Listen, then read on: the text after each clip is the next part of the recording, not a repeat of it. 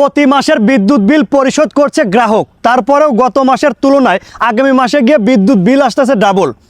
এখন গ্রাহক তো কিছুই বুঝতেছে না, প্রতি মাসের বিদ্যুৎ বিল প্রতি মাসে ক্লিয়ার করে দিচ্ছে, তারপরেও গত মাসের থেকে আগামী মাসে গিয়া ডাবল বিল আসতেছে। এখন মানুষ তো বুঝতে পারে না ঘটনা কি। এখন হিসাব নিকাশ কইরা দেখে শুধুমাত্র একজনের সঙ্গে না, গোটা গ্রামবাসীর সঙ্গে এই ঘটনাটা ঘটতেছে।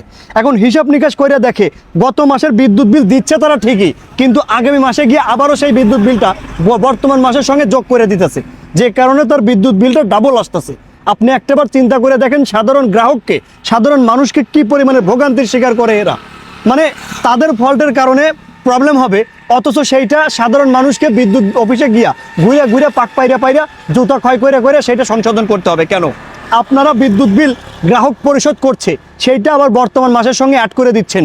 সেই সমস্যার সমাধান আপনারা বাসায় এসে করে দিয়ে যাবেন। সাধারণ মানুষ কেন জুতা ক্ষয় করবে আপনাদের অফিসে গিয়ে? আপনাদের অফিসে গিয়ে কেন সাধারণ মানুষ দৌড়াদৌড়ি করে সেই বিষয়টা ঠিক করতে হবে? এখানে সাধারণ মানুষের বিদ্যুৎ পুরাইছে, তারা বিদ্যুৎ বিল পরিশোধ করে দিছে। এখন যদি আপনাদের সফটওয়্যারের প্রবলেমের কারণে, যে কোনো আদার্স প্রবলেমের কারণে বিদ্যুৎ বিল যোগ না হয়, তাহলে সেটা সংশোধন আপনারা করবেন বাড়িতে এসে। দেশের সাধারণ মানুষ কেন জুতা ক্ষয় করবে আপনার অফিসে গিয়ে?